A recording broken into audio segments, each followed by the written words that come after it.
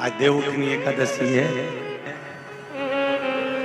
संपूर्ण भारत की भूमि पर, संपूर्ण विश्व में आज भगवान कृष्ण, शालिग्राम जी भगवान और तुलसा मैया का मंगल विवाह हो रहा है। संपूर्ण विश्व में, पूरी भारत की भूमि पर पूरे सनातनी भाई बहन आज शालिग्राम जी के साथ में, लड्डू गोपाल जी के साथ में, भगवान नारायण के साथ में तुलसी जी का मंगल विवाह करेंगे।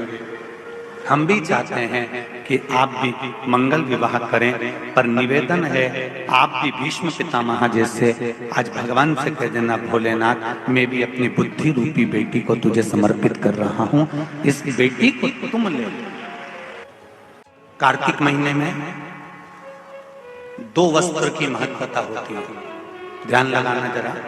जितनी भी माताएं बैठी हैं, चाहे वो सासू माँ हो चाहे बहुएं हो, बेटियां भी कभी ना कभी बहू बनेंगी और आप भी कभी ना कभी सास बनेंगे, स्मरण रखें। कार्तिक महीने में दो वस्त्र का विधान है, एक पीले कलर का वस्त्र और एक लाल कलर का वस्त्र। एक पीला वस्त्र है, एक लाल वस्त्र।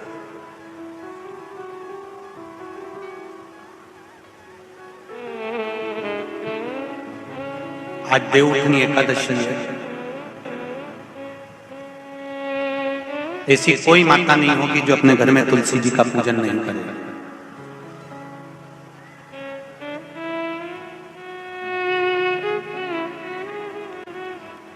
घर की मां यदि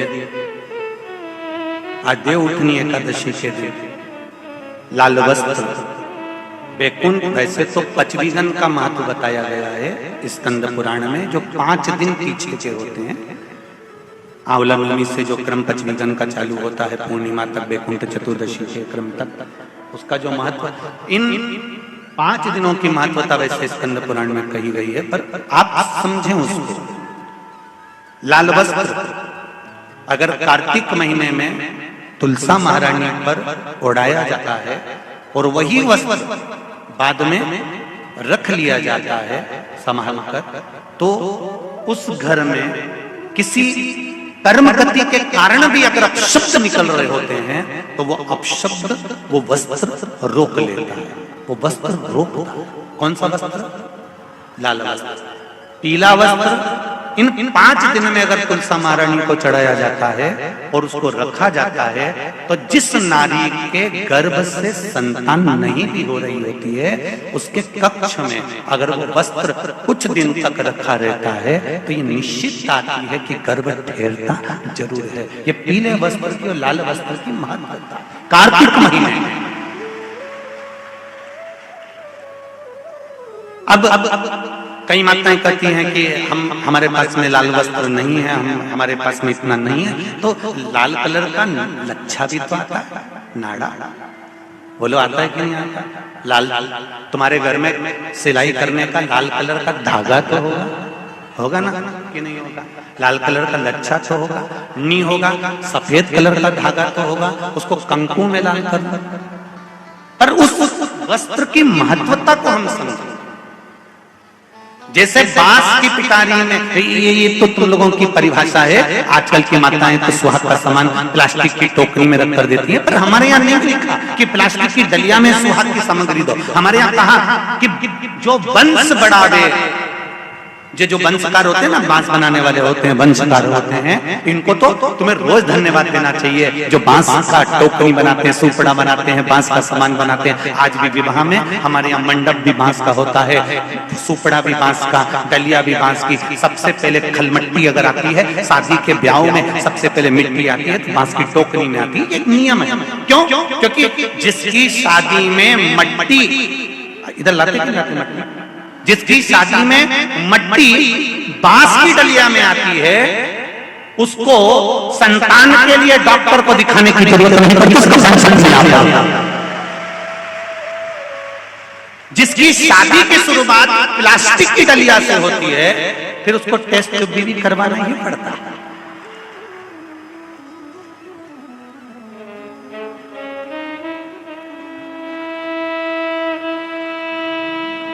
ये कुछ हमारे शास्त्रों के नियम है। अब आप उसको समझो ना समझो, चाहे उसके ऊपर हंसो, चाहे कुछ भी कहो, आप चाहो तो थोड़े दिन बाद कह देना बताओ श्योर वाला महाराज तो पगले जैसी बात करता है, तो उसमें कोई दिक्कत वाली बात नहीं है।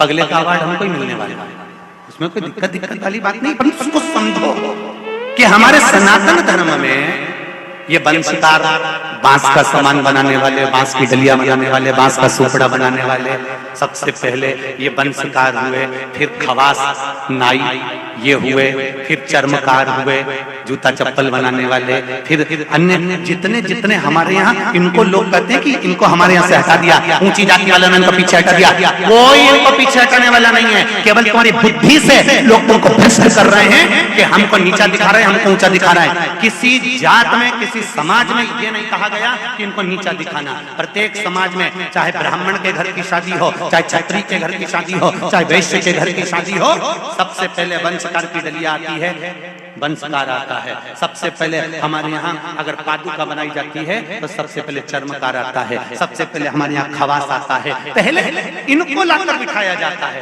पहले संबंध भी सेठ खुद नहीं जाता था करने के लिए, खवास जाता था, वंशकार जाता था, ये जाते थे, संबंध पक्का कर कर आते थे और शादी हो जाती थी। ना लड़का देखता ना लड़की देखती। ये सब बाद में चालू हुआ। अब दुनिया के लोगों ने अपनी राजनीति को अखाड़ा बनाने के लिए कह दिया कि ये समाज नीची हो गई, ये समाज ऊंची हो गई, इसको पिछड़ा में कर दिया, इसको उसमें कर दिया। कोई नहीं कर रहा किसी को।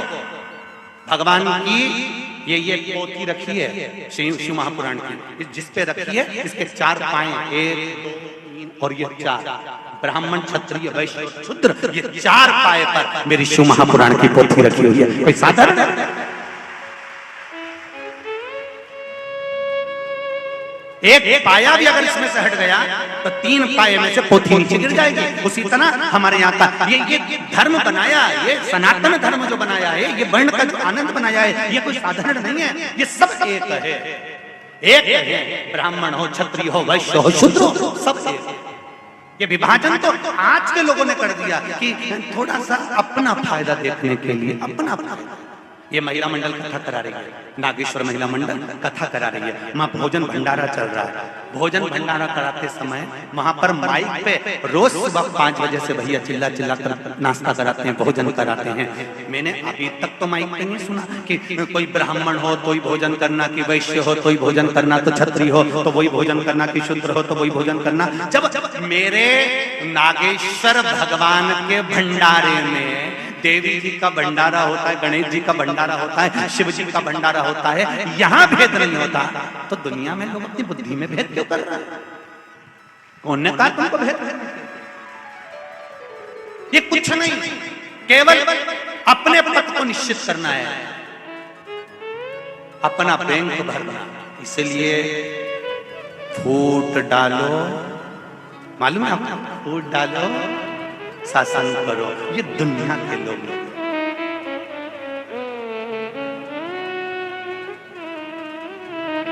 कई लोग आएंगे आपसे कहेंगे, क्यों राम जी का फोटो लगा के रखे हो, क्यों भगवान कृष्ण का फोटो लगा के रखे हो, क्यों राम जी की मूर्ति रखे हो, क्यों शंकर जी की मूर्ति रखे हो, उठाओ ठंडा कर दो, इनको नहीं रखना। मेरे को आज सूचना मिली थी कि कई लोग कहते हैं कि इनको ठंडा कर दो, इनको क्यों रखे हो, अपने को नहीं मानना, अपने को नहीं मानना, अपने को नहीं मानना। जो तुमको ऐसी राय देने आए उसको चंदन का तिलक लगा के ठंडे पानी से स्नान कराओ और चाय पिलाओ एक बार की, और पांव को धोक लगा कर कहना अभी हम चरण धोक रहे हैं, हमारा नियम है, थोड़े दिन तक हम चरण धोकते हैं, उसके बाद में गले में हम माला भी पहनाएंगे गेंदा के फूल की, फिर तुम्हारे घर तक छोड़ के लिए। कोई तुमको अगर अकल दे कि भगवान का फोटो हटा दो, मूर्ति हटा दो, ये सब ढोंग है तो प्रपंच है, तो उनको कह देना हम तुम्हारे घर पर राय लेने नहीं गए थे, हम तुमको बुलाने नहीं गए थे, तो तुम हमारे यहाँ आकर हमारे घर में राय क्यों दे रहे हो? गेट खुला है, निकल के बाहर जाओ और अपने घर में अपन लड्डू बनाओ, प्रेम से खाओ। नहीं,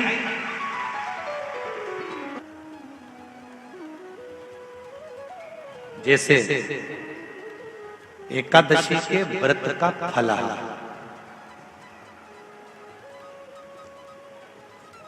एकादशी का व्रत है और तुम्हें भूख लग रही है, तुमने फलाहार बनवा कर तैयार रखा कि मुझे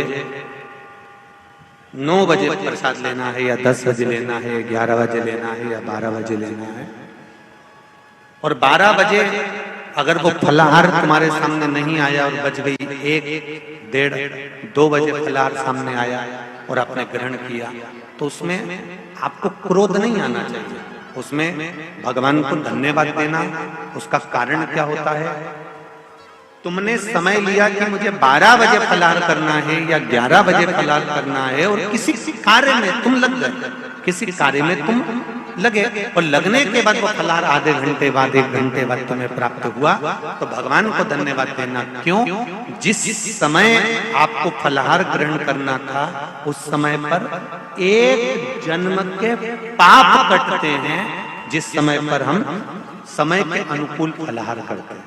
समय निकलने के बाद हम फलाहार करते हैं तो हमारे 2 जन्म के पाप कट जाते हैं, जब समय निकल गया और उसके बाद हमने फलाहार का ग्रहण। और हम उल्टे चलते हैं। तुमने बहू को समय दिया, मुझे 11 बजे फलाहार करना है, मेरा 11 बजे फलाहार तैयार कर रखो, मुझे 11 बजे फलाहार ला के दो, मुझे 12 बजे फलाहार करना, 12 बजे तक फलाहार रख दो, और तुम तो काम में लगी हुई हो, तुम्हारे को फुर्सत ही नहीं है, मेरा फलाहार बना के तैयार नहीं करा। भगवान को धन्यवाद दो, बहू को धन्यवाद दो। अच्छा हुआ, रोज हर एकादशी को 1 जन्म का पाप कटता था, आज मेरा 2 जन्म का पाप कट गया। ये शिव पर हमारी आदत है, हम उसमें भी बुराई ढूंढते हैं। बहू ने अगर लेट दिया ना, आधा घंटा 1 घंटा लेट हो गई, तो तुम तो फिर 2 मिनट में चंद्र घंटा हो। बताओ, इतनी देर से लेके आई, आज मेरा एकादशी, आज मेरा फलाहार, और तुझे बनाने की फुर्सत नहीं मिली। मम्मी साबूदाना गलाया था, भगर बना रही थी, पूड़ी बना रही थी, थोड़ा समय हो गया। अपने मन को धीर मंदाओ कि भगवान ने आज देरी क्यों करी।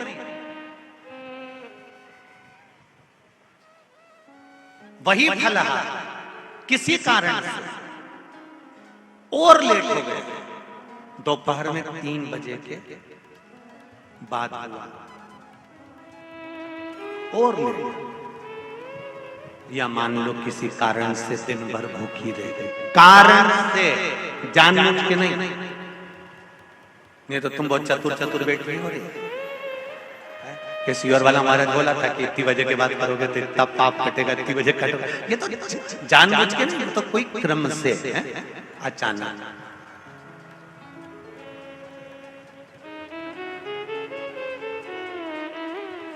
जानबूझ के करोगे तो वो तो दिक्कत ही दिक्कत है। जैसे वो एक चरित्र आता है ना, एक पड़ोसन ऐसा धान कूट रही थी मूसल से, और उसके पास में उसकी पड़ोसन बैठी थी। इतने में इसका पति आया, आवाज लगाया उसने, सुनती है मुझे पानी ला दे।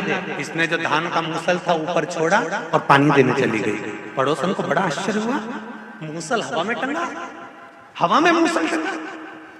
ये आई, इसने मूसल लिया, फिर कूटने लगी। इसने अपनी पड़ोसन से पूछा, क्यों ये हवा में कैसे टंग गया? मैं अपने पति के चरणों को प्रणाम करती हूँ, पति को परमेश्वर मानती हूँ, उसकी सेवा करती हूँ ना, उसका दिया हुआ जो भी जूता बचता है मैं खा लेती हूँ, बस उसी की कृपा से ये मेरा सात्वित्व के कारण ये हवा में टंग गया। तो ऐसा करने से ऐसा हो जाता है। ये भी गई घर धन धनाते हुए, इसने अपने पति को आवाज लगाया, सुनो मैं तुम्हारे पांव पड़ूंगी। पति ने सोचा 40 साल शादी के हो गए, आज क्या पता सियोर वाले महाराज की कथा सुन के जो पांव पड़, आज मैं तुम्हारे पांव पड़ूंगी। और सुनो, 1 हफ्ते तक रोज तुम्हारे पांव पड़ूंगी, तुम्हारी पसंद का भोजन बनाऊंगी, तुमसे पूछूंगी क्या खाओगे, तुम बता देना, मैं वही बनाऊंगी। तुम सोओगे मैं तुम्हारे चरण दबाऊंगी, तुम जो थाली में छोड़ दोगे मैं वो भोजन करूंगी। फिर एक बार ऐसा चमत्कार होएगा, मैं ऐसी धान कूट रही होंगी, तुम एकदम आना, आते से कहना सुनती है पानी ला, और मैं मूसल छोड़ के आऊंगी और वो हवा में टंग जाएगा। तुम देखना। पति ने मन में सोचा, ना जाने कहां से सीख के आ गया। इसने सिर पे पल्लू लेके पति को प्रणाम करा और पूछा क्या खाओगे। पति ने मन में सोचा 40 साल से कभी मुंह नहीं खोला मैंने खाने के मामले में। अब तो पति ने भी कह दिया भजिया बना ले, इमरती बना ले, जलेबी बना ले, खीर बना ले, पूड़ी बना ले, नमकीन पूड़ी बना ले, आलू की सब्जी, भिंडी की सब्जी, सब बनाने का। जैसे पति ने बोला, पत्नी बोली चुप रहो, तुम्हारा बाप बनाए? इतनी सारी लिस्ट थोड़ी ना बोली थी मैंने, मेरे से जो बनेगा बना लूंगी। और बनाने गई, भजिया बनाया, पूड़ी बनाई, सब बनाया। एक भजिया थाली में रखा, एक पूड़ी थाली में रखी, एक जलेबी रखी, सब सामान तक रख दिया। और जैसे ही पति ने भजिया खाना चालू करा, मुंह में भजिया लेने ही वाला था, इतनी देर में वहीं से बोली, पूरा मत खाना, तुम्हारा झूठा खाना है मेरे को। बेचारे ने भजिया की केवल चोंच नहीं होती किसी किसी भजिया में, किसी किसी भजिए में चोच बस वही पूड़ी भी रखी, बनवाया, इतना सारा था, कुछ नहीं खाया। अब कह रही है तुम जाओ, मैं खाना खा के, पूरा निपटा गई पूरा। और खा खुआ के और पति के पास गई, अब तुम सजा में तुम्हारा चरण दबाऊंगी। अब चरण मरण तो कभी जिंदगी में दबाया नहीं, मच्छा मारे ये चरण दबा। अब पति तो पति मोबाइल चला रहा होगा, या किताब देख रहा होगा, किताब देखते देखते सो जाओ नहीं तो गला दबा दूंगी। अब बेचारे ने आंख बंद करी और एक आंख खोल के देखा, ऐसे में नहीं दबा रहे, इसको पगली हो गई है। सब काम करा, फिर बोली अब तुम बाहर जाओ, मैं धान कूटूंगी, तुम आना और आवाज लगाना, सुनती है मेरे लिए पानी ला, और सुनो जल्दी आ जाना, मेरे हाथ पे छाला पड़ जाए नहीं तो। अब उसने जो कूटने के लिए मूसल ऊपर करा, इतने में पति आवाज लगाया, अरे सुनती है पानी ला दे। और इन्हें जो मूसल छोड़ा, इन्हें करम पे पड़े, जो पड़ा। अरे भाई, शिव पुराण कहती है जो दिल से किया जाए वो प्रथम। दिखावे से भगवान प्रसन्न नहीं होता, भगवान को दिखावा प्रिय नहीं है। भगवान को तो तुम्हारा केवल निष्कपट भाव से, निर्मल मन सो मोहि भावा, भगवान को दिखावा नहीं, हृदय से। तारकासुर का मांगा भी तो क्या मांगा, प्राण छूटे शिव जी के पुत्र के द्वारा।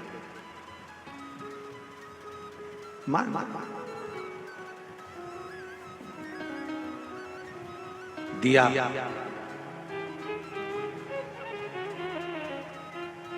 जान कर कुछ न किया जाए, अनजाने में जो हो जाए वो श्रेष्ठ है।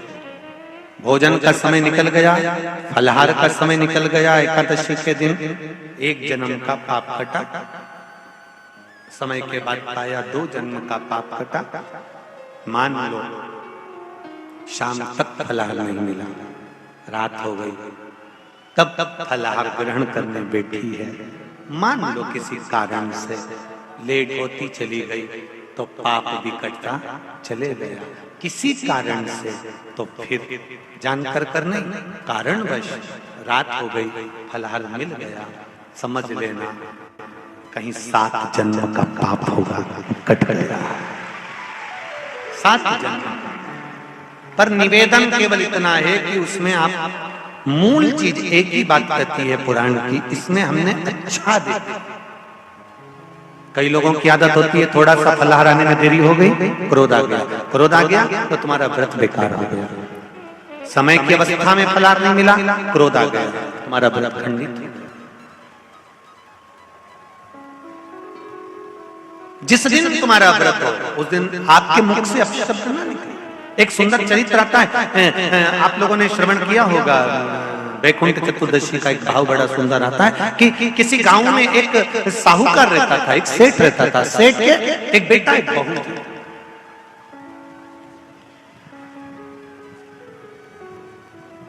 और बहू बेटा दोनों धर्मात्मा, दोनों पुण्यात्मा।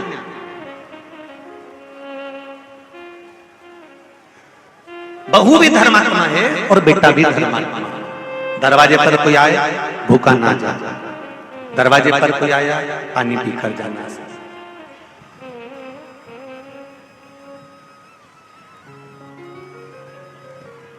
कोई खाली ना जाए, ऐसी बहू बेटा था। बहू ने नियम लिया, कार्तिक का महीना है, मैं स्नान करने के लिए जाऊंगा। ससुर जी से कहा, पिताजी मैं कार्तिक के महीने का स्नान करूंगी, परंतु मेरे साथ में थोड़ी सी परेशानी ये है कि मैं स्त्री हूं, मैं नारी। बहुत अच्छे से सुनना मेरी माताओं, कई माताओं के मन में संशय होता है कि हम 1 महीने का व्रत धारण करते हैं और उस बीच में रजस्वला धर्म आ जाता है। वो रजस्वला धर्म आता है तो हमारे महीने भर का नियम का क्या होता है? इस प्रसंग को थोड़ा ध्यान से सुनना। बार बार ये प्रसंग नहीं मिलेगा और पहले भी कथाओं में ये प्रसंग नहीं आया। आज बीकन गांव की हरिहर्ष महापुराण में ये प्रसंग आया है। तो जितने लोग आस्था पर सुन रहे हैं, जितने फेसबुक यूट्यूब पर सुन रहे हैं, इस प्रसंग को थोड़ा ध्यान से सुनना मेरी माता। बहू ने अपने ससुर से कहा, पिताजी मैं कार्तिक के महीने के स्नान का नियम तो ले लेती हूँ। मैं कार्तिक के महीने, कोई माता कार्तिक के स्नान का नियम लेती हैं, कोई माघ महीने का स्नान का नियम लेती हैं, कोई चैत्र महीने के स्नान का नियम लेती हैं, कोई फागुन का लेती हैं, कोई बैसाख महीने के स्नान का नियम लेती हैं। कई माताओं की आदत रहती है, कई पुरुषों की आदत रहती है कि मैं 1 महीने तक कार्तिक का स्नान करूंगी।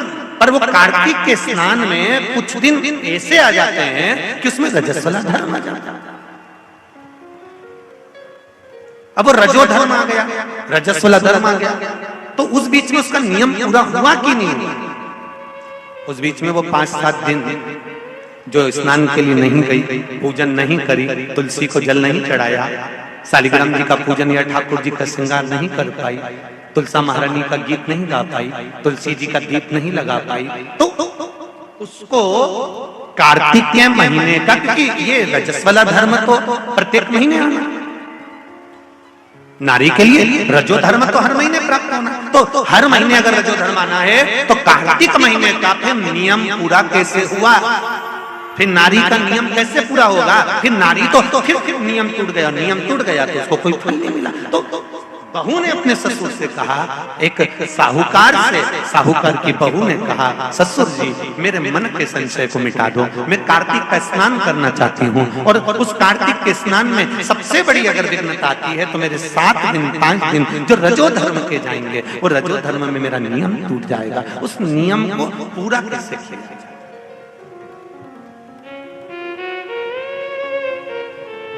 वो नियम पूरा कैसे होगा? कार्तिक के महीने का स्नान करने वाले जरा ध्यान देंगे, चाहे बैसाख का स्नान करें, चाहे माघ का स्नान करें, मेरी माताओं का रजो धर्म 7 दिन 1 महीने के अंदर आ ही जाता, और आया तो वो नियम टूटा। उस नियम को पूर्ण कैसे करा? कहा, साहूकार ने कहा कि बहू मैं इतना विद्वान तो नहीं हूं, ज्ञानी तो नहीं हूं, पर मैं मेरे गुरु से इस बात को स्मरण कर आऊंगा। अब बहू को कार्तिक का महीना आ रहा है, कार्तिक के महीने का उसको इंतजार था, वो इंतजार में बैठी है। मात्र कार्तिक आने में 8 दिन बचे थे। अब देखिएगा जरा, आप में और उस बहू में क्या अंतर है। कार्तिक के महीने आने में 8 दिन बचते हैं तो आप पुताई चालू कर देते हो। बोलो सही है कि गलत है? कार्तिक आने में, दिवाली आने में जब 8-15 दिन रहते हैं तब तुम पुताई चालू कर देती हो, सफाई चालू कर देती हो, ये काम चालू कर देती हो, वो काम चालू कर देती हो। सारे काम तुम्हारे कार्तिक का महीना आने के समय पर चालू हो जाता है। और बहू सफाई नहीं पूछ रही, साफ सफाई पर ध्यान दे रही है, पर ऐसा नहीं कि साफ सफाई नहीं कर रही, पर उसका ध्यान वही कार्तिक के महीने के स्नान में लगा हुआ है। आज बहू 8 दिन बचे और बहू का भोजन छूट गया, उसका भोजन नहीं, भाई मिला अंदर जाए। किसी चीज को पाने की जब तमन्ना होती है ना, तो खाना पीना छूट जाता है। ये नागेश्वर मंदिर महिला मंडल से पूछ लेना। जब तक कथा चालू नहीं हुई होगी तब तक इस महिला मंडल से और इनके जितने जजमान हैं उनकी धर्म पत्नियों से और जजमान से, चाहे वो मुख्य यजमान हो चाहे जो भी हो, उनसे पूछना। जब तक कथा चालू नहीं हुई होगी तब तक इनको रात भर नींद नहीं आ रही होगी, इनका बीपी ऊंचा नीचा हो गया होगा। निश्चित पर कथा चालू हो गई और पहला दिन जब कथा का हो गया तब ऐसी सोई होगी कि राम अब सुकून मिला कि कथा चालू, कथा प्रारंभ। बहू की नींद चली गई, उसको भोजन नहीं भागा, नींद गई, भोजन भाया, बड़ी दुखी। साहूकार को कोई मिला चाहे ना मिला, इस बहू की आंख का अश्रु तुलसी के क्यारे के पास गिर गया। तुलसी के क्यारे के पास आंसू गिरा,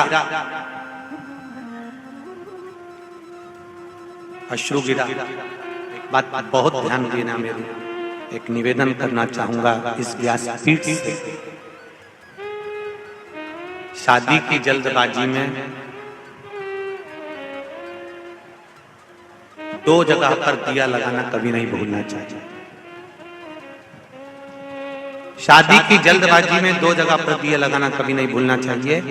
एक, कन्या विवाह कर कर जब अपने पिता के घर से जा रही हो तो तुलसी के क्यारे में दिए के अंदर फुल घी भरकर दिया लगाकर अवश्य जाना चाहिए, तो बाप के घर में लक्ष्मी की कमी नहीं आती है।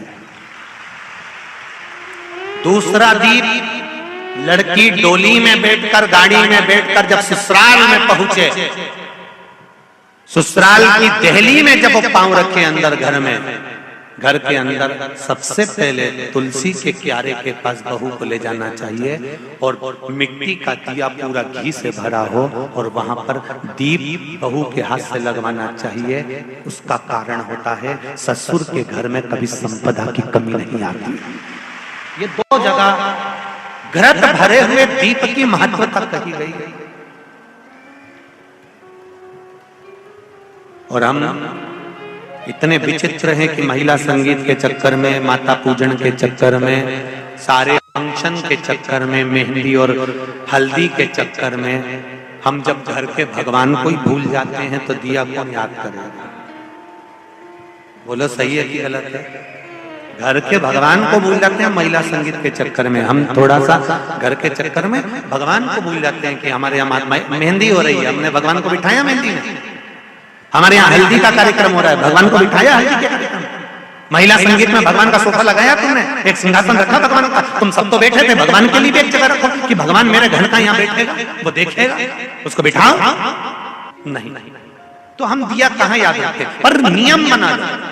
भिकन गांव की इस पावन धरा से जितने लोग आस्था चैनल पर कथा सुन रहे हैं, जितने फेसबुक यूट्यूब पर कथा सुन रहे हैं, एक नियम बनाओ कि घर से बेटी ससुराल कर जब विदा हो रही हो तो पहले घृत का भरा हुआ दीप तुलसा महारानी में लगा होना चाहिए, और जब बहू घर में प्रवेश कर रही हो तब माटी के दिए में घी भरा हुआ और वो घृत भरा हुआ दिया तुलसा महारानी को लगना चाहिए। ना बाप के घर में पैसे की कमी होगी, ना ससुर के घर में कमी होगी, संपदा बढ़ेगी। पर दिया कैसा होना चाहिए? उसमें घृत पूर्ण भरा, भले घी झलक रहा चले पर घी खाली नहीं होना चाहिए, घृत की पूर्ण।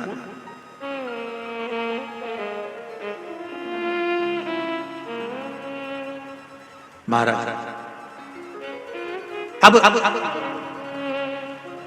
बहू की आंख का अश्रु झलका, तुलसा महारानी की कुछ कृपा, देवर्षि नारद ने एक साधु का रूप धारण किया। साधु का रूप धारण करकर देवर्षि नारद जिस मार्ग से साहूकार जा रहा था उसी मार्ग पर एक वृक्ष के नीचे जाकर बैठ गए। वृक्ष के नीचे बैठे और बैठते ही साहूकार ने देखा कि बहुत पहुंचे हुए बाबा लग रहे हैं, चंदन का तिलक लगा है, कंधे पर यज्ञोपवीत पड़ा हुआ है, बड़ी बड़ी जटा झूठ है, मुख पर कुछ तेज पुंज है, बड़ा प्रकाश दिख रहा है, रुद्राक्ष की गले में माला पड़ी हुई है, हाथ में तुलसी की माला धरी हुई है। और साहूकार ने जाकर हाथ जोड़कर निवेदन करा, बाबा जी, ओ बाबा जी, मेरे मन के संशय को मिटा दीजिए। बाबा जी ने पूछा क्या बात है बाबा? साहूकार जी बोले मेरे बहू के मन का संशय है। नारी जब कार्तिक के महीने का स्नान करती है या माघ महीने का स्नान करती है या वैशाख महीने का स्नान करती है या चैत्र महीने का स्नान करती है, नारी जब जब पूर्ण 1 महीने का स्नान करती है तो बीच में जो रजस वाला धर्म आ जाता है, नारी 5 दिन 7 दिन जो काम नहीं कर पाती है, वो रजो धर्म के समय पर, रजस वाला धर्म के समय पर उसका 1 महीने का नियम खंडित हो जाता है। तो वो खंडित हुआ नियम पूर्ण कैसे हो, उसका वर्णन आप मुझे बता दीजिए। वो नियम मुझे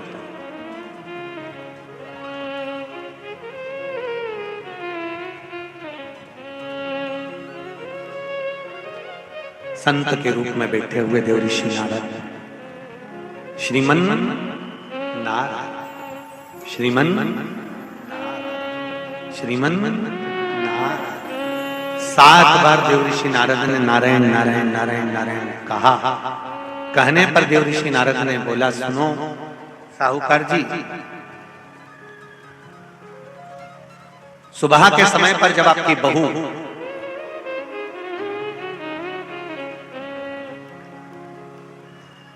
मंदिर की ओर जाए तो उसको इस मार्ग की ओर लेकर आना। मैं आपको ज्ञान उपदेश दूंगा और वो ज्ञान उपदेश आप बहू को श्रेष्ठ दे पाए ना दे पाए, वो बहू सम्मुख में बैठकर सुनेगी तो उसको प्राप्त होगा। ये देखो वही कथा आ गई। आप खाओगे आपका पेट भराएगा, आप सुनोगे आपका कल्याण होगा।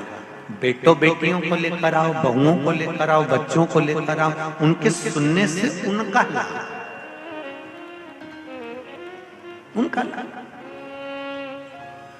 साहूकार घर गए, बहू से कहा, बेटा एक संत अपने गांव में आए हुए हैं और वृक्ष के नीचे बैठे हुए हैं, चलो आप चलकर उनसे अपने प्रश्न को कर लो।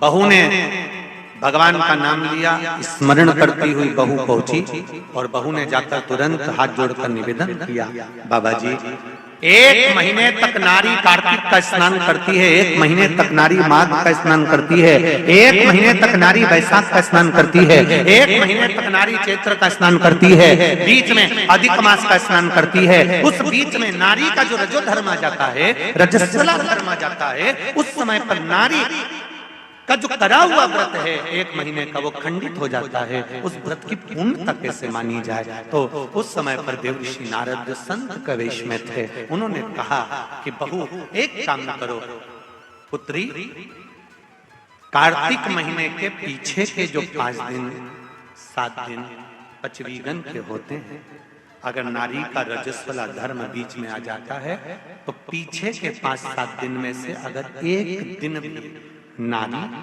ब्रह्म मुहूर्त का स्नान कर कर, सुबह का स्नान कर कर तुलसी में दीप प्रज्वलित कर देती है तो उसके बीच का जो खंडित भाग है वो समाप्त हो जाता है, उसे पूर्ण फल की प्राप्ति। अब फिर सुन लीजिए अच्छे से, अगर मान लो वो पचवीगन में ही नारी का रजो धर्म आ गया तो बहुत बहुत ध्यान से सुनना। ये कथा हरिहर शिव महापुराण की कथा जो भीकन गांव वालों को मिली है, संपूर्ण विश्व के कल्याण के लिए बहुत ध्यान देना। हर नारी का प्रश्न है, प्रत्येक नारी के प्रश्न ये सम्मुख में रहता है। मान लो आपने कहा कि रजो धर्म आ गया मध्य में, तो आप पीछे के 5 दिन स्नान करो। वो 5 दिन में अगर रजो धर्म आ गया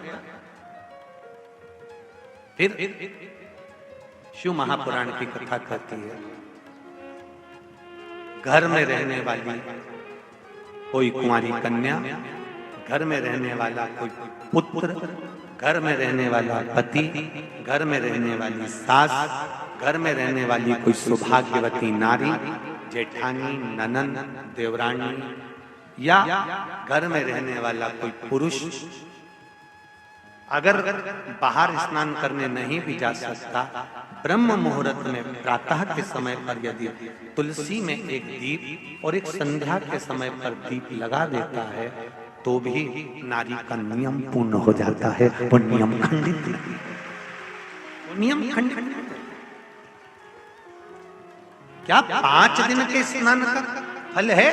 हाँ, और तुझे मौका मिलेगा तो तुझे समझ में आएगा। देवऋषि नारद ने बस इतना कहा, उसका फल क्या है तुझे मौका मिलेगा जब मालूम पड़ेगा। तब बहू को समझ में नहीं आया कि आखिर ये सब क्या कहा।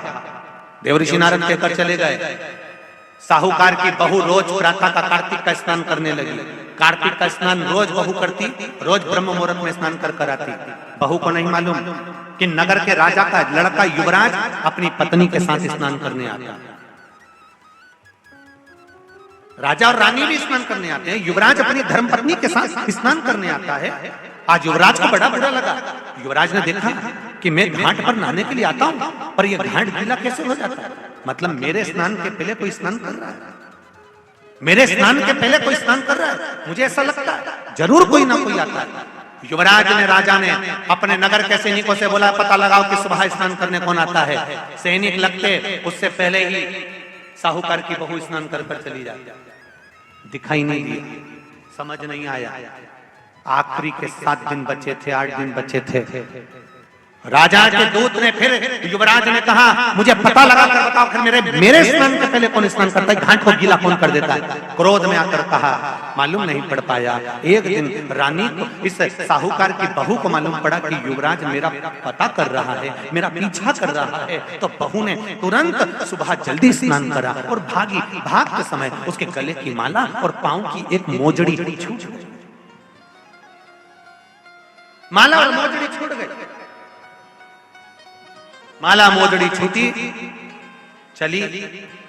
राजा को वो माला मोजड़ी मिल गई। उसने मन में विचार करा, मोजड़ी इतनी सुंदर, माला इतनी सुंदर, तो जो इसको पहनती होगी वो कितनी सुंदर होगी। राजा ने अपने दूतों से कहा, जाओ, जिसकी ये मोजड़ी और माला है इतनी सुंदर है तो वह नारी कितनी सुंदर होगी, उसको 5 रात्रि मेरे पास में लेकर आ। उसको मैं 5 रात्रि अपने यहाँ रखूंगा। शब्द सुना, खबर पूरे गांव में लग गई। साहूकार की बहू के कानों में भी शब्द पहुंच गए। कार्तिक का महीना चल रहा था तो बहू ने भी कह दिया, मैं राजा के यहाँ पर 5 रात्रि रहने को तैयार हूं, पर शर्त मेरी एक है, ब्रह्म मुहूर्त का स्नान करते हुए अगर राजा मेरे को मुख देख लेगा तो मैं उसके यहाँ रह लूंगी। सुबह का कार्तिक का स्नान कर कर जब मैं निकल रही हूँ और राजा का पुत्र मुझे देख ले तो मैं रहने को तैयार हूँ, नहीं तो मैं नहीं रह सकती। राजा ने भी एक पक्षी, जो पाला हुआ पक्षी था, उस पक्षी को पेड़ पर बिठा दिया और कहा, जैसे ही रानी स्नान करने आए उसी समय पर तू बोल देना, मैं दौड़ कर जाऊंगा और इस रानी, इस साहूकारनी का दर्शन कर लूंगा। जब साहूकारनी सुबह के समय पर स्नान करने चली तो देहली पर द्वार को छोड़ते समय प्रणाम करते हुए कहती है, हमारे भारत की सभ्यता, भारत की भूमि की संस्कृति, पहले की माताएं जब मायके से ससुराल जाती थी या ससुराल से मायके आती थी तो जिस टांगे में, जिस गाड़ी में, जिस बस में, जिस टैक्सी में भी बैठती थी उसके भी पांव पड़ती थी, उसको भी प्रणाम करती थी। बोलो दीजिए सही है कि गलत? ये भारत की सभ्यता है, ये भारत का संस्कार है, ये भारत की भूमि की मर्यादा है। जिस भूमि पर से जा रही, ससुराल से मायके जाएगी तो जिस बस में जाती थी उसके पांव पड़ती थी, बैलगाड़ी में जाए, टांगा गाड़ी में जाए, घोड़ा गाड़ी में जाए, उसके पांव पड़ती थी। घर से निकलते समय प्रणाम कर कर जाती। उसने अपने द्वार को प्रणाम किया और द्वार प्रणाम कर कर जा रही है और कहती हुई जा रही है, हे तुलसा महारानी, हे गंगा मैया, हे दामोदर भगवान, ऐसी कृपा करना मैं स्नान कर कर जाऊं तो राजा के लड़का नींद में भरचक सो जाए, ऐसी कृपा का करना। तोता बोलता रहा, राजा का लड़का सोता रहा। पहला दिन निकल गया।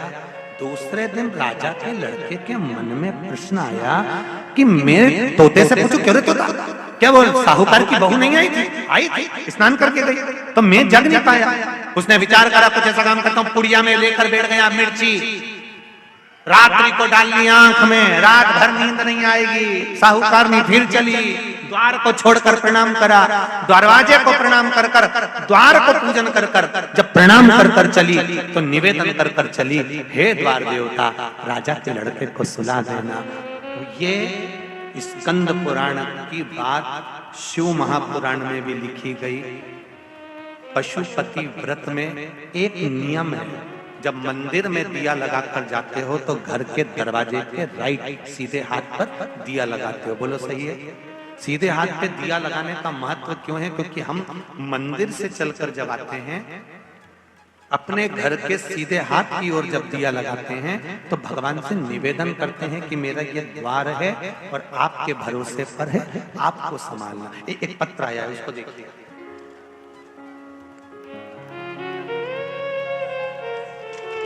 दिया लगाने का कितना लाभ और उसका महत्व देखिए।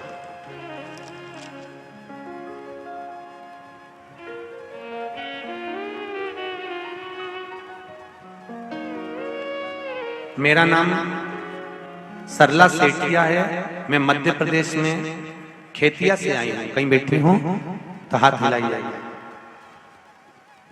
कहीं बैठी हूँ तो दोनों हाथ अवश्य हिलाइएगा, जहां कहीं भी बैठी हूँ। अच्छा, आप उधर हैं, दोनों हाथ हिला दो। श्री शिवाय नमस्तुभ्यम, श्री शिवाय नमस्तुभ्यम। मेरा नाम सरला सेठिया है, मैं मध्य प्रदेश के खेतिया से आई हूँ। 2021 में मेरे पति की तबीयत अचानक बहुत खराब हो गई थी, तो हम उन्हें अस्पताल लेकर गए। डॉक्टर ने रिपोर्ट निकाली और बताया कि इनकी किडनी में 14% ही काम कर रही है किडनी। डॉक्टर ने दवाई दी और 1 साल तक दवाइयां चलने का बोला। और फिर एक दिन मेरे पति की तबीयत वापस अचानक बहुत ज्यादा खराब हो गई। हम उन्हें तुरंत अस्पताल लेकर गए तो डॉक्टर ने बताया कि उनकी किडनी काम करना बिल्कुल बंद कर दी है। हफ्ते में 2 बार डायलिसिस चालू करना पड़ा। हफ्ते में 2 बार जैसे डायलिसिस करना पड़ेगा, हम उनको हफ्ते में 2 बार डायलिसिस करवाने अस्पताल ले जाने लगे, किंतु उनके स्वास्थ्य में कोई बदलाव नहीं आया। डायलिसिस तो चालू हो गया पर बदलाव नहीं आ पाया। जब उनके स्वास्थ्य में बदलाव नहीं आया, फिर मैंने भगवान शिव के 5 पशुपति व्रत करना प्रारंभ कर। 5 पशुपति व्रत करते करते मैंने नियम बनाया कि मैं सीहोर जाऊंगी और रुद्राक्ष लेकर आऊंगी। सीहोर आई, वहां से रुद्राक्ष लेकर आई और मैंने 5 पशुपति व्रत जब करती, एक दिया अपने दरवाजे पर लगाती और भगवान से प्रार्थना करती कि इनका डायलिसिस बंद करवा दो। सीहोर पहुंची, रुद्राक्ष वितरण बंद था, वहां पर जाकर निवेदन करा कि स्वास्थ्य खराब है, एक रुद्राक्ष दे दो। तब वहां के कार्यकर्ता ने एक रुद्राक्ष दिया। वो रुद्राक्ष का पानी शिव जी को चढ़ाती और इनको पिलाती। भगवान की कृपा से एक बेलपत्र रोज खिलाती और आज धीरे धीरे स्वास्थ्य ठीक हो गया। उनका डायलिसिस पूर्ण तरह से बंद हो गया है। धोख लगाने के लिए हम लोग यहाँ पहुंचे हैं, उनका डायलिसिस बंद हो गया। आए हैं साथ में, श्री शिवाय नमस्ते। बैठिए, हर हर महा। उनका डायलिसिस पूर्ण तरह से बंद हो चुका है और अब वो ठीक हो गए हैं। डॉक्टर बोल रहा है कि इनकी किडनी ने काम करना प्रारंभ कर दिया। दूसरे दिन उसने मिर्ची डाली राजकुमार ने, तो भी उसकी नींद लग गई। तीसरे दिन उसने अपने शरीर पर कट लगा लिया कि इसकी जलन होगी तो नींद नहीं आएगी, मालूम पड़े तो भी नींद आ गई। चौथे दिन उसने आगी जलाकर बैठ गया तो भी नींद आ गई। 5वें दिन भी उसको नींद आ गई।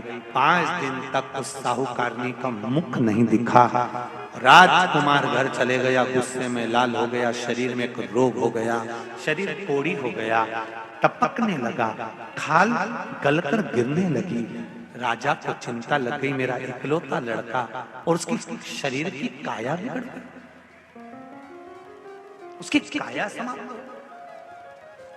साहूकार की बहू को नहीं मालूम, साहूकार की बहू तो अपनी भक्ति में, अपने स्मरण में, अपने आनंद में लगी हुई थी, उसको मतलब नहीं। वो तो अपनी अलमस्तता में, अपनी मस्ती में लगी, अपने भजन में।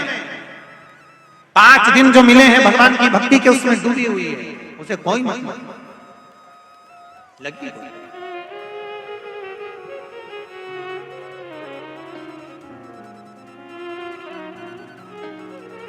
तुलसा जी का आराधना करें, तुलसी जी का पूजन करें, तुलसी जी का स्मरण करें, राजा के शरण।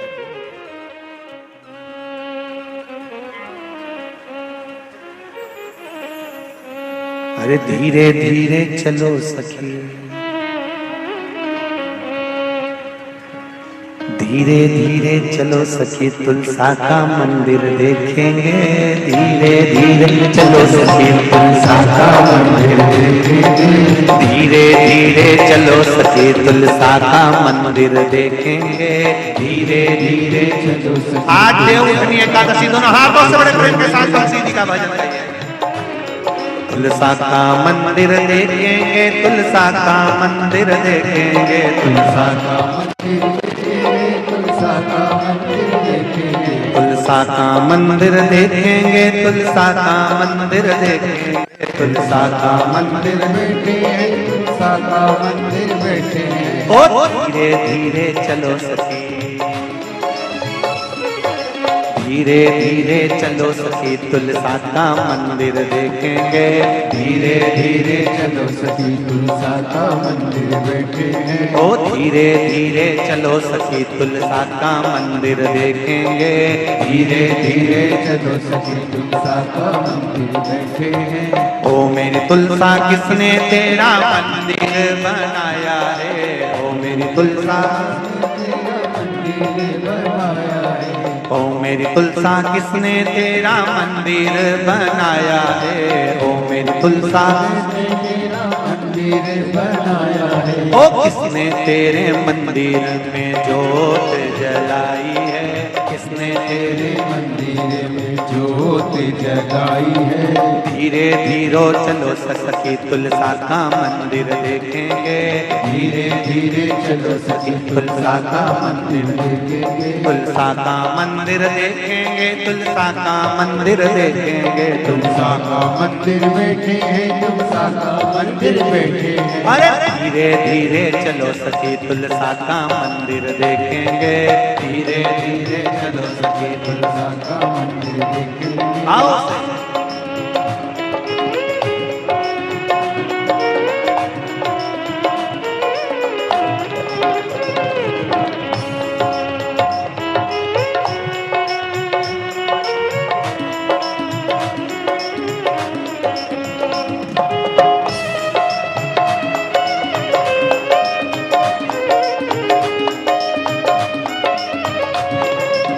अरे आओ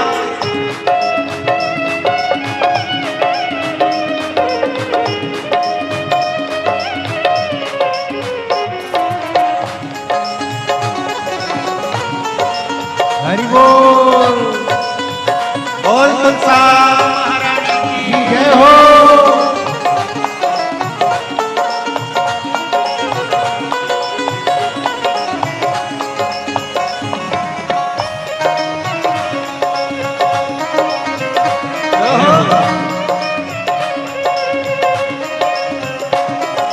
राधा रुक्मन दोनों रानी ने मंदिर बनवाया है, राधा रुक्मन दोनों रानी बनवाया है, राधा रुक्मन दोनों रानी ने मंदिर बनवाया है, राधा रुक्मण दोनों रानी ने मंदिर बनवाया है। ओ सांवरिया गिरधारी ने, ओ सांवरिया गिरधारी ने मंदिर में ज्योत जगाई है, सांवरिया गिरधारी ने मंदिर में ज्योत जगाई है।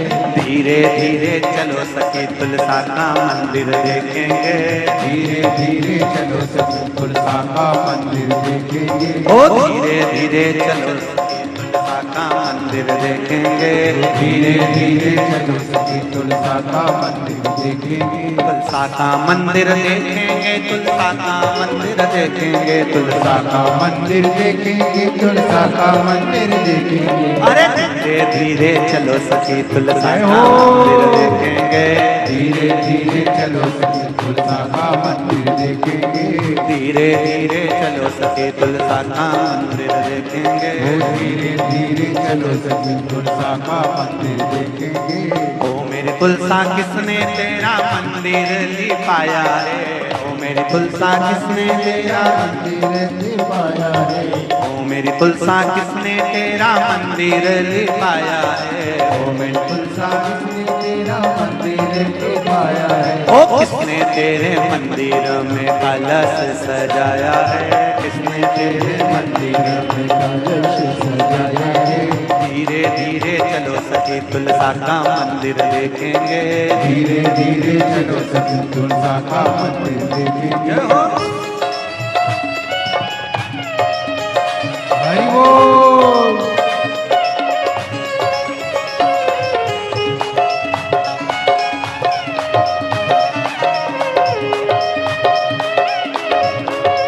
शंभो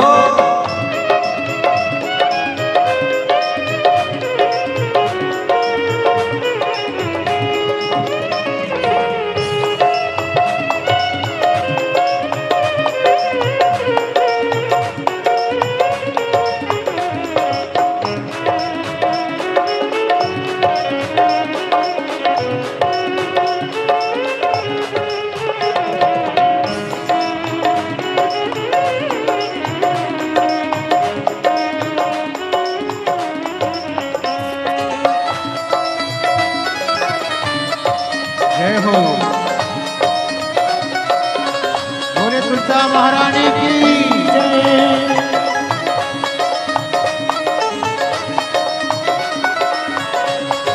जय हो। हरि बोल। राधा रुक्मण दोनों रानी ने मंदिर लिपवाया है। राधा रुक्मण दोनों रानी ने मंदिर बनवाया है। राधा रुक्मण दोनों रानी ने मंदिर लिपवाया है। राधा रुक्मण दोनों रानी ने मंदिर बनवाया है। ओ सांवरिया गिरधारी ने, ओ सांवरिया गिरधारी ने तेरे चौक पे कलश सजाया है। सांवरिया गिरधारी ने मंदिर में कलश सजाया है। धीरे धीरे चलो सखी तुलसा का मंदिर देखेंगे। धीरे धीरे चलो सखी तुलसा का मंदिर देखेंगे। ओ धीरे धीरे चलो सखी तुलसा का मंदिर देखेंगे। धीरे धीरे चलो सखी तुलसा का मंदिर देखेंगे। हर हर महादेव। अपने स्थान पर बैठकर मूल मंत्र का जाप करते हुए भगवान से प्रार्थना करे, भाव से, दिल से। आज एकादशी है देवती भगवान श्री शिवाय नमस्तु, श्री शिवाय नमस्तु, श्री शिवाय नमस्तु, श्री शिवाय नमस्तु, श्री शिवाय नमस्तु। भोला सब दुख काटो मारा, भोला सब दुख काटो मारा। शिव शंकर जपूं तेरी माला, भोले बाबा जपूं तेरी माला। भोला सब दुख काटो मारा, भोला सब दुख काटो मारा। राजा के शरीर में रोग हो गया। पिताजी ने पूछा, ब्राह्मण देवता मेरे बेटे के शरीर में रोग हो गया, छूटेगा कैसे? कहा कार्तिक स्नान करने वाली नारी को गलत दृष्टि से देखा था, इसलिए ये रोग हुआ है। शिव महापुराण की कथा कहती है, कोई गंगा नर्मदा सरयू तीर्थ में कोई स्नान कर रहा हो, कोई नारी स्नान कर रही हो, उसको गलत दृष्टि से कभी ना देखें। शरीर में रोग भारी हो जाता है। राजा के शरीर का रोग कैसे मिटेगा? तो कहा जिस नारी को गलत दृष्टि से देखा है, जब वो कार्तिक का स्नान कर कर उसके स्नान का जल जो बह कर आए, वही जल शरीर पर डाला जाए तो रोग मुक्त हो जाता है। राजा ने वही करवाया। पूछा, साहूकार की बहू जहाँ स्नान करती थी, उसका जो पानी आता, उस पानी से राजा के पुत्र के शरीर पर छीटा जाता। धीरे धीरे रोग मुक्त हो गया और राजा का पुत्र ठीक हो गया। शिव पुराण कहती है, राजा के लड़के ने चरणों को नमन करते हुए पूछा कि मुझे कार्तिक का लाभ कैसे प्राप्त होगा?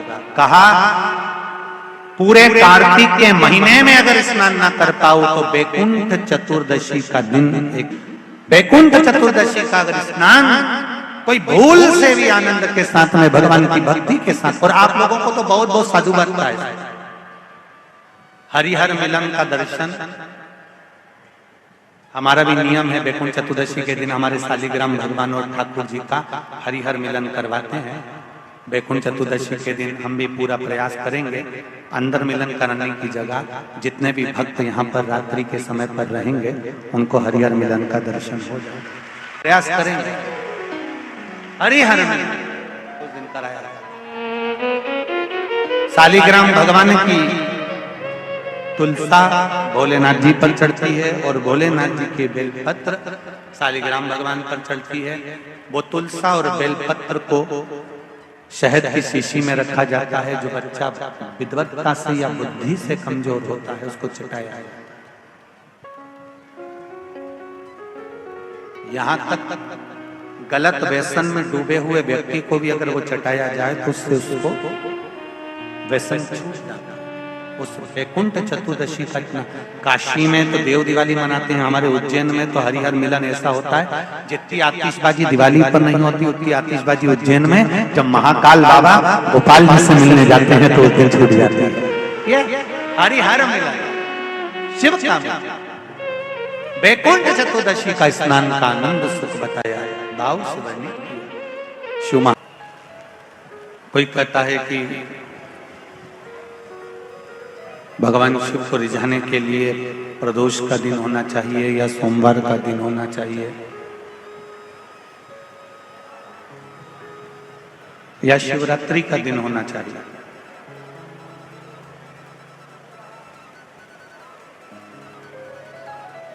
दिन कोई भी हो, भगवान कभी ये नहीं कहते कि मुझे रविवार को रिझाओ या सोमवार को रिझाओ या मंगलवार को रिझाओ या बुधवार गुरुवार को, सोमवार को, प्रदोष को या शिवरात्रि को रिझाओ। किसी अन्य देवता को रिझाने के लिए भले दिन आप देख सकते हो, पर महादेव को रिझाने के लिए दिन देखने की जरूरत नहीं पड़ती। महादेव को रिझाने के लिए दिल देखने की जरूरत पड़ती है कि दिल कहाँ है।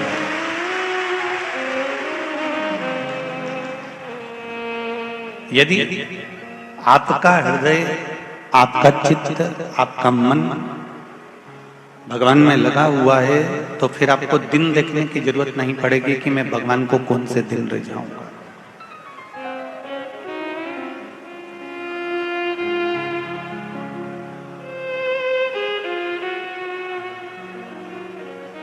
एक बात हमने पहले ही कथा में कही, आज फिर कहते हैं,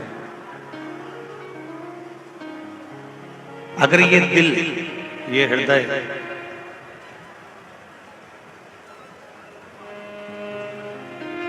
शंकर की आराधना में खुल गया,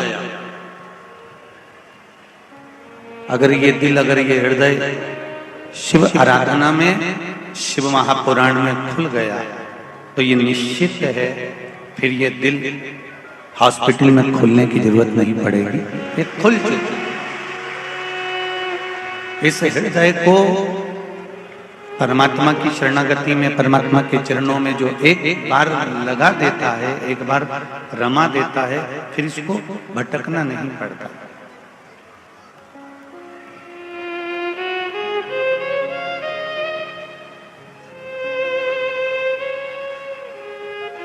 एक बार इस चित्त को, इस मन को, इस बुद्धि को भगवान को देने का प्रयास जरूर करिएगा।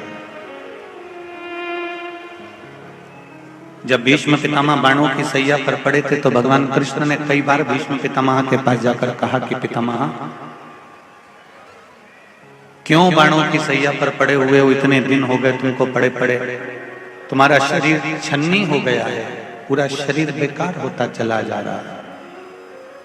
अब एक काम करो, आप इस बाणों की सैया पर अपने प्राणों को त्याग दीजिए, मर जाइए, प्राण छोड़ दीजिए। पितामह कहते हैं कि कन्हैया, प्राण को मैं आज छोड़ दूं, अभी छोड़ दूं, प्राण छोड़ने की मना नहीं है, पर दिक्कत केवल एक है। हमारी भारतीय संस्कृति कहती है, हमारी भारतीय सभ्यता कहती है कि घर में अगर बेटी कुंवारी बेटी है तो पिता तीर्थ करने भी नहीं जाता, और मेरी बेटी अभी कुंवारी बेटी है तो मैं अपने प्राणों को कैसे छोड़ सकता हूं, कैसे छोड़ूं मैं।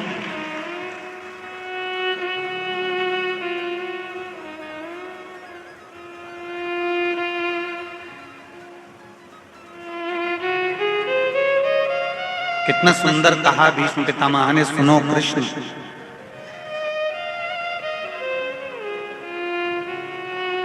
भाई बहन को सुनी जगह पर ना छोड़े, पिता बेटी को सुनी जगह पर ना छोड़े, और सेठ तिजोरी को सुनी जगह पर ना छोड़े। भीष्म पितामह कह रहे हैं कि कितनी भी विषम परिस्थिति हो और तुम्हारी बहन कुमारी अवस्था की है, कुमारी है या विवाहित हो चुकी है, फिर भी उसको सुनी स्थान पर, सुनी जगह पर नहीं छोड़ना। और बेटी कितना भी कहे पापा मैं अकेली चली जाऊंगी और मैं ये काम कर लूंगी, पर बेटी को सुनी जगह पर ना छोड़ना। और कितना भी तुम्हारे पास में धन वैभव सत्ता हो, कितने भी नौकर चाकर लगे हों, तो भी तिजोरी को सुनी जगह पर ना छोड़ना। ये हमारे यहाँ सनातन धर्म का है। अपना छोड़ना।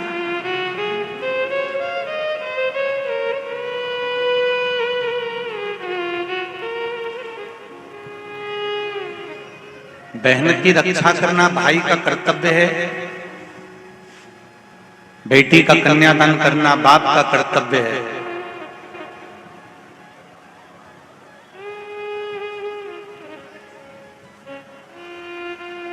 और उस कर्तव्य से हम वंचित ना हो, उस कर्तव्य से हम पीछे ना हो।